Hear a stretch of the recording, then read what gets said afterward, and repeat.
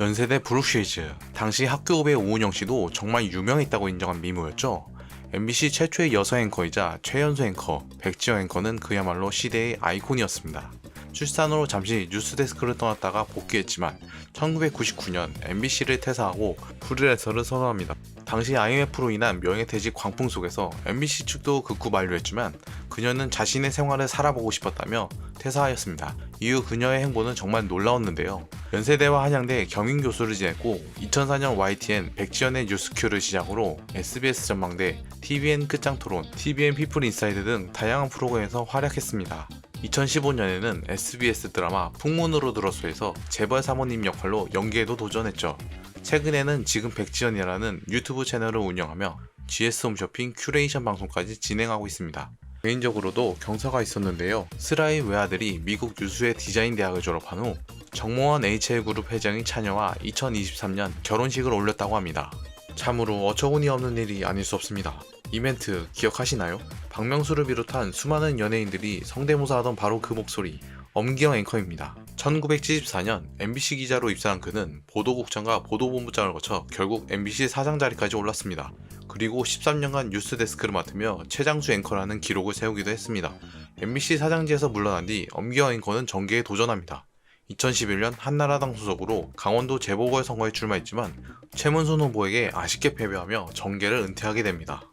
이후 경기무단재단 대표이사, 그리고 NGO 단체 월드투게더의 세계시민학교 명예교장으로 활동했습니다. 현재 75세로 조용한 노년을 보내고 계신다고 합니다. 1997년 MBC 입사 후 아침 뉴스를 거쳐 2000년부터 5년간 MBC 뉴스데스크 앵커를 맡았던 김주하 앵커. 그녀에게는 힘든 시기가 있었습니다. 2013년 남편의 폭행을 이유로 이혼 소송을 제기했고 이 과정에서 남편이 결혼 전 유부남이었다는 사실을 가족과 함께 숨겼다는 충격적인 진실이 드러났습니다. 남편의 학력 위조와 상습 폭행 의혹까지 제기됐죠. 2014년 9월 법원은 민사소송에서 김주하 앵커의 손을 들어줬고 형사재판에서는 남편에게 징역 8개월에 집행유예 2년을 선고했습니다. 이런 힘든 시기를 겪으면서도 김주하 앵커는 흔들리지 않았습니다.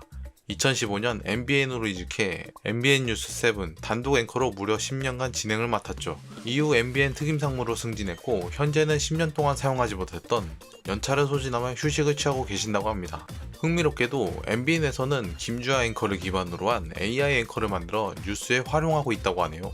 시련을 잊고 다시 일어선 진짜 프로의 길을 보여주는 인물입니다. 이 속에 도청 장치가 들어있습니다, 여러분. 뇌기의 도청장치 사건으로 유명한 강성구 앵커를 기억하시나요? 1966년 MBC 공채 3기 기자로 입사한 그는 한국 현대사의 가장 뜨거운 순간들을 생중계했습니다. 1987년 6월 민주항쟁 그리고 13대 대선이라는 역사의 역동기의 뉴스데스크 앵커로서 국민들에게 뉴스를 전했던 인물이죠. 1993년 MBC 사장으로 취임한 그는 퇴임 후 1996년 새천년 민주당에 입당하여 정치인의 길을 걷기 시작합니다. 제16대 국회의원 선거에서 오산시, 화성군 지역구로 당선되며 정계에 입성했고 2004년 17대 총선에서는 한나라당 후보로 화성시에 출마했으나 낙선하며 정계를 떠나게 됩니다. 현재 86세의 강성구 앵커는 야인으로 지내고 계십니다. IMF 외환위기라는 국가적 위기 상황, 우울했던 시절 안정감 있는 목소리로 뉴스를 전했던 이인용 앵커를 기억하십니까? 1982년 MBC 공채 기사로 입사해 외신부, 정치부, 국제부를 거친 그는 엄기영 앵커의 후임으로 뉴스데스크를 맡았습니다. 그런 그가 2005년 MBC에 사표를 제출하였습니다. 그리고 삼성전자 홍보팀장 전무로 화려하게 자리를 옮기죠. 삼성은 기업 홍보 부분 강화를 위해 지명도 있는 언론인을 물색했고 이인용 앵커의 신뢰감 있고 신앙심 깊은 이미지가 딱 맞아떨어졌다고 합니다. 이재용 회장과의 인연도 흥미롭습니다. 서울대 동양사학과 선후배 사이인 두 사람은 각별한 관계를 유지해왔는데요. 이재용 회장이 최순실 국정농단 연루 혐의로 서울구치소에 수감됐을 때도 면회를 다녀올 정도였다고 합니다. 이후 삼성전자 부사장, 삼성미래전략실 커뮤니케이션 팀장을 거쳐 삼성준법감시위원회 위촉위원까지 역임한 그는 2024년 삼성에서 퇴직했습니다. 현재 69세인 이인용 앵커는 법무법인 율촌의 고문으로 활동 중입니다. 앵커에서 정치인으로 변신한 대표적인 인물 정동연 의원이죠.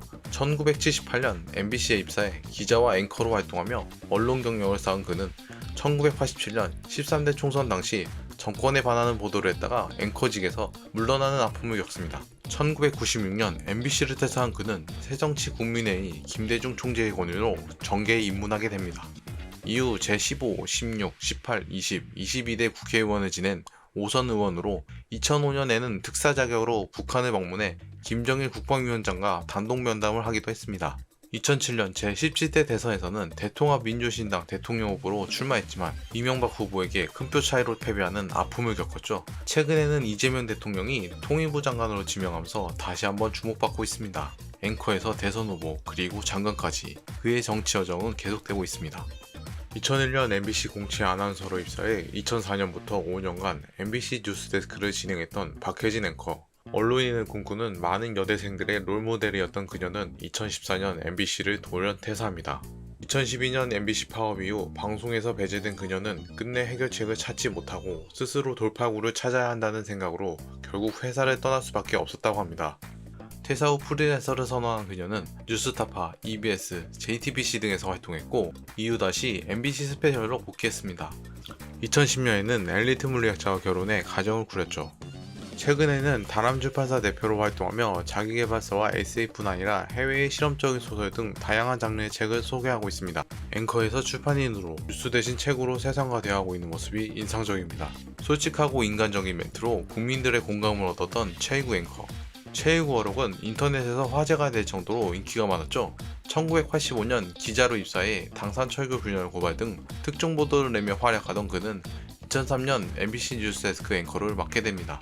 하지만 2012년 2월 MBC 파업이 시작되면서 그의 운명도 바뀌게 됩니다. 처음에는 15분으로 줄어든 뉴스데스크를 홀로 진행하며 분투했지만 파업에 참여한 동료들에게 미안한 마음을 느끼고 부국장직을 사퇴한 후 파업에 합류합니다. 결국 파업이 끝난 뒤에도 뉴스데스크 진행을 마치 못했고 2013년 사표를 제출하며 MBC와 결별하게 됩니다.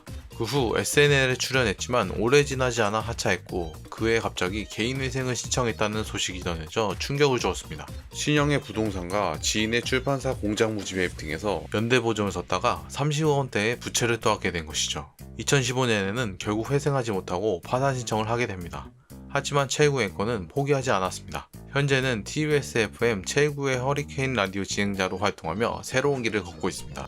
오늘은 한 시대를 함께했던 MBC 뉴스데스크 앵커들의 근황을 살펴보았습니다. 여러분은 어떤 앵커가 가장 기억에 남으시나요? 또 어떤 앵커를 다시 보고 싶으신가요? 댓글로 여러분의 추억을 함께 나눠주세요. 다음에도 반가운 얼굴들의 소식으로 찾아뵙겠습니다. 이 영상이 도움이 되셨다면 구독과 좋아요로 응원해주세요. 끝까지 들어주신 여러분 정말 고맙습니다.